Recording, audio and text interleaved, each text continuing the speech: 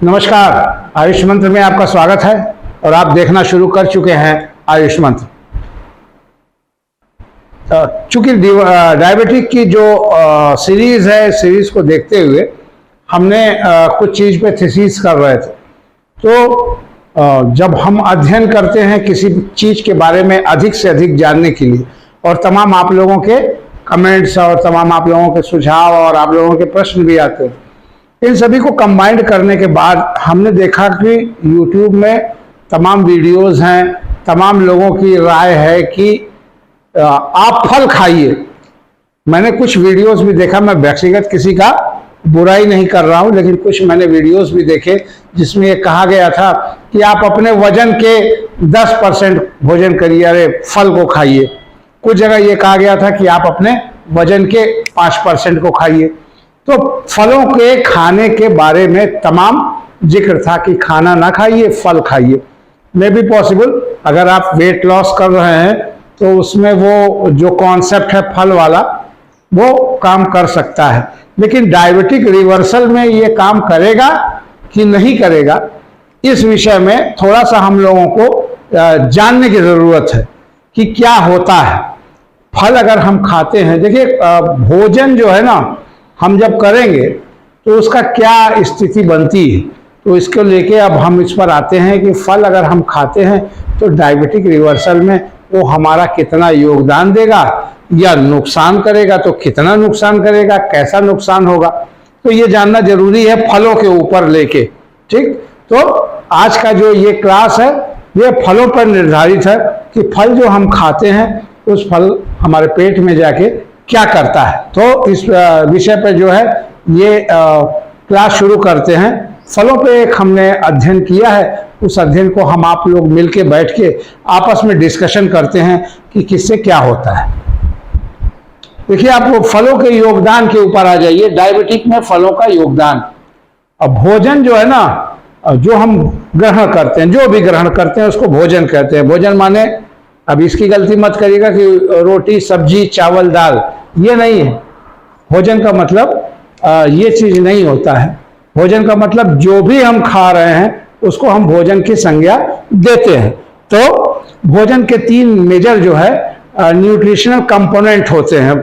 जो फूड हम लेते हैं उस फूड के 3 जो है मेजर कंपोनेंट होते हैं, जिसको हम माइक्रो न्यूट्रिएंट कहते हैं। ठीक ना, यहां तक समझ में आया?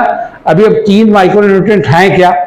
फैट है, दूसरा प्रोटीन है और तीसरा कार्ब है, कार्बोहाइड्रेट। तो 3 ही मेजर कंपोनेंट होते हैं। तो अब हमको ये जानने के लिए कि अगर हम फल खा रहे हैं तो वो हमारे शरीर में कितना शुगर बढ़ा सकता है या घटा सकता है या क्या करेगा, ये जानने के लिए हमें इनका विघटन जानना जरूरी है। मेरे पिछले वीडियो में आप देख सकते हैं, जो मैं एजुकेशनल सीरीज की वीडियो थी, जो पाचन वगैरह, उसमें मैंने बताया है। लेकिन फिर से एक बार आपको, क्योंकि डायबिटीज सीरीज में है और क्वेश्चन का आंसर तब तक मजा नहीं आता है जब तक उस आंसर को आप पूरे तरीके से संतुष्ट ना हो जाओ। ठीक, तो अगर आप अपने नजरिए से संतुष्ट हो जा रहे हो तो फिर हमें बताने या समझाने की जरूरत नहीं। तो सबसे पहले हम ये जानते हैं कि जो भोजन, जो फल हम खा रहे हैं वो हमारे पेट में जाके क्या करता है, कैसे करता है। ठीक, अब conversion of food in our body, तो जो ये 3 माइक्रो कंपोनेंट मैंने बताया था, फैट, प्रोटीन और कार्ब, तो तीनों में देखते हैं जब फैट हमारे विघटन होता है तो फैटी एसिड में हो जाता है। ठीक, फैट का विघटन फैटी एसिड में होता है। प्रोटीन का विघटन अमीनो एसिड में होता है।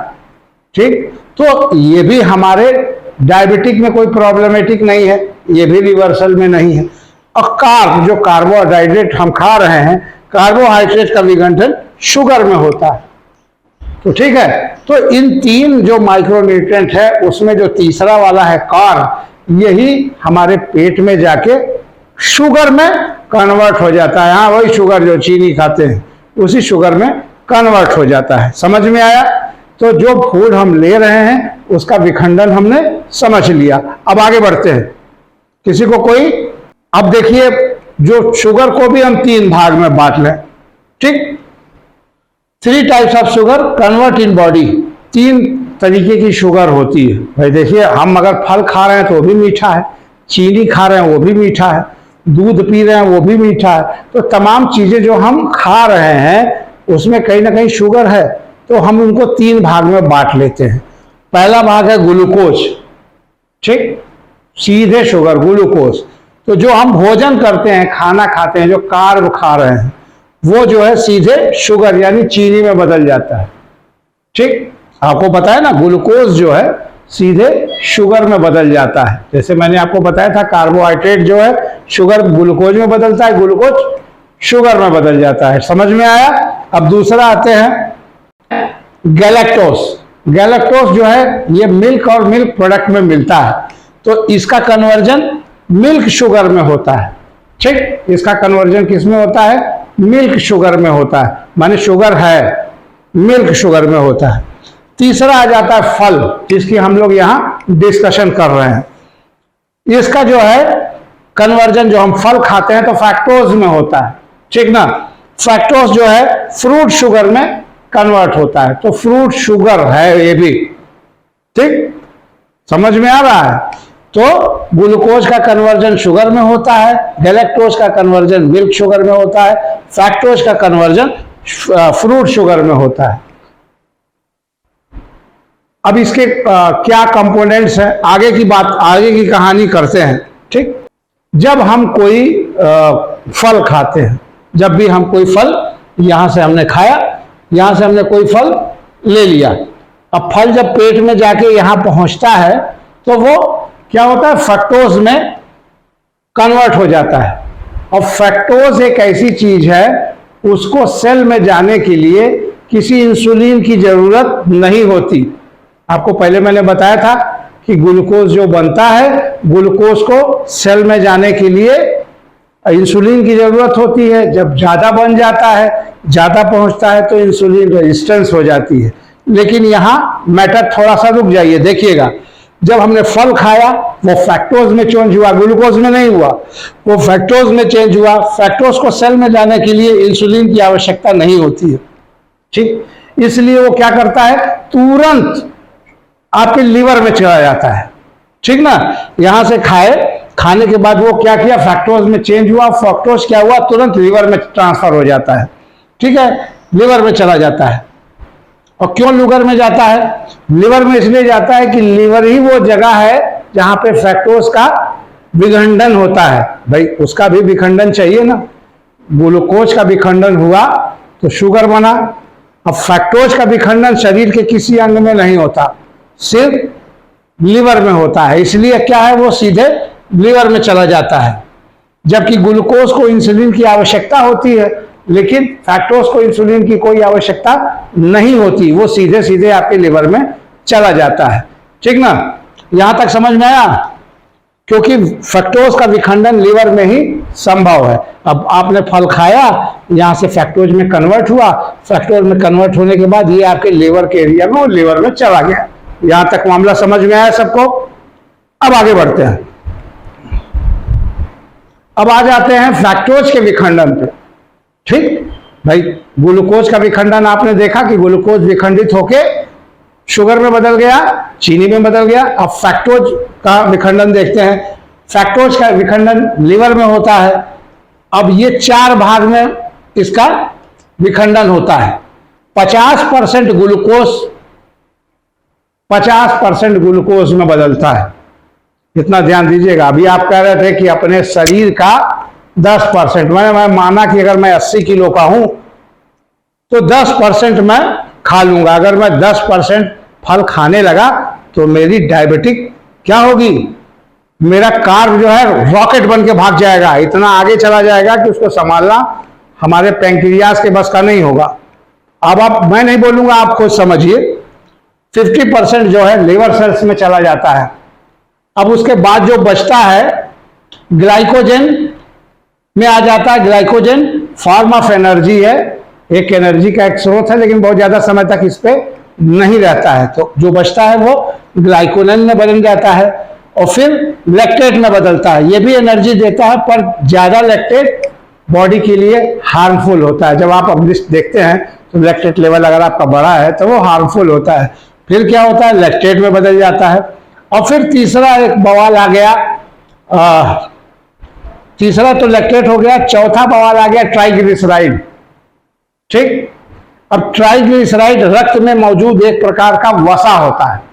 ट्राइग्लिसराइड जो है वो, मैंने आपको ट्राइग्लिसराइड पढ़ाया है, अगर आप चाहे तो नीचे मैं डिस्क्रिप्शन पे आपको लिंक दे दूंगा, आप देख लीजिएगा। रक्त में एक प्रकार का मौजूद वसा होता है और यही बवाल है जो हृदय रोग के खतरे को बढ़ाता है। अगर इसका लेवल बढ़ गया, अगर इसका लेवल बढ़ गया तो ये हृदय रोग का जनक है यही। ठीक ना, तो हम लोग बार बार टेस्ट करा के देखते हैं कि ट्राइग्लिसराइड लेवल ज्यादा तो नहीं ना है। ठीक, अब ट्राइग्लिसराइड फैट तब बढ़ जाता है जब फ्रुक्टोज की काफी बड़ा पोर्शन फैट में बदल सकता है। यदि ध्यान दीजिएगा, अगला है वही फैट लीवर सेल के अंदर डिपॉजिट हो जाता है। अभी ये हुआ ना, ये सब डिपॉजिट हुआ। जब ये डिपॉजिट हुआ, देखिए यहाँ ग्लूकोज के लेवल में, फैट के लेवल में, जब उसमें लीवर में डिपॉजिट हो जाता है तब क्या कहते हैं, फैटी लीवर हो गया, आ गया। अब फैटी लीवर एक बीमारी जन्म दे दी है, अत्यधिक फल खाने से ये प्रॉब्लम क्रिएट हो सकती है। इसको ध्यान दीजिएगा। जब हम अल्ट्रासोनोग्राफी कराते हैं तो हमको पता चलता है कि हमारा जो लीवर है वो फैटी लीवर हो गया। जाहिर सी बात है कि अब आवरण जब फैट से भर जाएगा तो उसका काम प्रॉपर रूप से नहीं हो पाएगा। ठीक, आगे बढ़ते हैं। विखंडन पे किसी को कोई चीज सवाल? लीवर का विखंडन, लीवर में फ्रक्टोज का विखंडन मैंने बता दिया। ठीक, आगे बढ़ते हैं। अब जो है, अब आपको पता चल गया कि आप फैटी लीवर हो गए हो। चलिए, मैं अभी डायबिटिक की बात कर रहा हूं, फैटी लीवर दूसरा एक बीमारी है। तो जब आपका लीवर में फैटी लीवर हो गया, ज्यादा फैट स्टोर हो गया, तो उस कंडीशन में हमारे जो सेल्स हैं वो इंसुलिन रेजिस्टेंस हो जाते हैं। वो उनको इंसुलिन नहीं चाहिए, वो भयंकर इंसुलिन रेजिस्टेंस हो गया। तो अब ग्लूकोज में सेल में इंसुलिन रेजिस्टेंस शुरू हो गई। अब जब इंसुलिन रेजिस्टेंस शुरू हो गई तो डायबिटिक रिवर्सल दरअसल क्या है? क्या डायबिटिक रिवर्सल प्रोग्राम क्या है? ये रिवर्सल ऑफ इंसुलिन ही तो है। इंसुलिन का सेल के प्रति जो रवैया है वही तो हम बदल रहे हैं। तो वहां पर ये फल हमको, जब हमारा यहाँ रिवर्सल में हमारा जो है रेजिस्टेंस बढ़ा रहा है, ये जब रेजिस्टेंस बढ़ रहा है तो हमारा रिवर्सल में प्रॉब्लम क्रिएट करेगा। अतः इसका निष्कर्ष ये निकलता है कि ज्यादा फल खाना, जैसे कि लोगों ने बताया था कि अपने बॉडी वेट का इतना फल खा लो, आपके इंसुलिन लेवल को जो है रेजिस्टेंस बढ़ाएगा। तो रेजिस्टेंस बढ़ाएगा तो हमारा रिवर्सल प्रोग्राम कहीं ना कहीं से फेल होगा। बाकी मर्जी आपकी है। जो उसका वैज्ञानिक विधि थी वो मैंने बता दिया। तमाम ऐसे लोग हैं जिनका कहना है कि डायबिटिक लेवल नहीं बढ़ता है फल खाने से। फल तो प्राकृतिक चीज है, इसको खाने से नहीं बढ़ता। लेकिन अगर आप थोड़ा मोड़ा खा रहे हैं तो कोई दिक्कत नहीं है, लेकिन अगर आपका लेवल ज़्यादा है तो प्रॉब्लम है। अब इसको जो है थोड़ा सा और डीप में समझते हैं। थोड़ा सा समझेंगे तो आसानी होगी। मैंने आपको एक लेवल तक समझा दिया था, दूसरे लेवल पे आके इसको समझते हैं। अब ब्लड टेस्ट को समझते हैं। जाहिर सी बात है, इसको समझने के लिए हमको ब्लड टेस्ट समझना जरूरी होगा। जब हम टेस्ट कराते हैं तो ब्लड देते हैं, यहाँ से अपने नस में से ब्लड देते हैं, आता है लेबोरेटरी वाला, नस निकाल के ले जाता है ब्लड। अब जब वो लैब वाला आपका ब्लड लेके जाता है तो क्या करता है, ले जाने के बाद अपने यहाँ लैब में वो एक टेस्ट ट्यूब में उसको डाल के उसमें एक केमिकल मिलाता है। ठीक, अब एक केमिकल मिलाता है। अब वो केमिकल क्या करता है, केमिकल जो है जितना भी उस ब्लड में शुगर नजर आ रहा है उस शुगर में जाके चिपक जाता है। ठीक, अब उसमें चिपक जाता है। चिपकने से एक रिएक्शन होता है। जाहिर सी बात है, शुगर से जब वो चिपकेगा तो एक रिएक्शन वहां पर जनरेट होगा। ठीक, एक नया कलरफुल कंपाउंड बन जाता है। अब जो कलर था ब्लड का आपका, जब रिएक्शन हुआ तो कलरफुल एक कंपाउंड बना, एक दूसरे कलर का कंपाउंड बन गया। ठीक, वो कलर कितना गाढ़ा है, एक मशीन से हम उसको नापते हैं। ठीक, तो जितना गाढ़ा होगा उसके हिसाब से उतनी गणना होगी। और जितना हल्का होगा उतना शुगर कम है, और जितना गाढ़ा होगा उतना शुगर ज्यादा है। ठीक है, ये हमको पता चलता है। इस मेथड को हम क्या कहते हैं? जीओडी पीओडी मेथड कहते हैं इस मेथड को, जिससे ये कर रहे हैं। ठीक है, glucose oxidize and pre oxidize, ये इसका मेथड है जिससे हमने ग्लूकोज में, ब्लड में ग्लूकोज की जांच की। ये मेथड से ब्लड में ग्लूकोज नापते हैं। ठीक, ध्यान दीजिएगा, इस मेथड से हम ब्लड में ग्लूकोज नापते हैं, फैक्टोज नहीं नापते। जाहिर सी बात है, हमारे ब्लड में कितना फैक्टोज है हमें क्या मालूम? हम इस मेथड से जो नाप रहे हैं, तो हमको क्या पता कि फल खाने से हमारा ग्लूकोज जो फैक्टोज बन रहा है उसकी क्या स्टेटस है, क्योंकि वो तो हम नापते ही नहीं, हम तो नापते हैं ग्लूकोज। समझते रहिएगा, ये तो फैक्टोज है, ग्लूकोज नहीं, कि इसलिए ब्लड में ग्लूकोज को बढ़ाएगा नहीं। जाहिर सी बात है, ये फैक्टोज है। ये तो हमारे खा लेंगे तो हमारे ब्लड में ग्लूकोज को तो बढ़ाएगा नहीं है। तो अगर हमने फल खा लिया तो जाहिर सी बात है हमारा ग्लूकोज नहीं बढ़ेगा, और नहीं बढ़ेगा तो हम और खाएंगे, और खाएंगे तो वो कहाँ जाएगा? हमारे लीवर में जाएगा। लीवर में जाने के बाद कुछ समय बाद वो हमारा ट्राइग्लिसराइड और वो सारी चीजें बढ़ाना शुरू करेगा। वो जब चीजें बढ़ाएगा तो हमारा सेल जो है वो रेजिस्टेंस होगा, इंसुलिन के प्रति रेजिस्टेंस होगा, तो हमारे लीवर सेल में प्रॉब्लम करेगा। तो जब हम फल खाते हैं तो दूसरे दिन जब हम चेक करते हैं तो ग्लूकोज इंक्रीज इसीलिए नहीं मिलता है, और हम ये सोचते हैं कि फल खाना कोई दिक्कत नहीं है, लेकिन एक मात्रा तक खा सकते हैं आप, मात्रा से ज़्यादा नहीं खाना चाहिए। वो भी रिवर्सल प्रोग्राम के अगर आप में है तो जो मीठे फल हैं उसको अवॉइड करिए, बाकी फल आप खा सकते हैं। ठीक है, और इससे इंसुलिन रेजिस्टेंस की जो स्टेटस है वो मैंने आपको बता दिया। अब हमारे अगर व्यक्तिगत अगर मानना हो तो मैं ये कहूँगा कि डायबिटिक रिवर्सल प्रोग्राम में 3 प्रकार के लोगों को फूड अवॉइड करना चाहिए।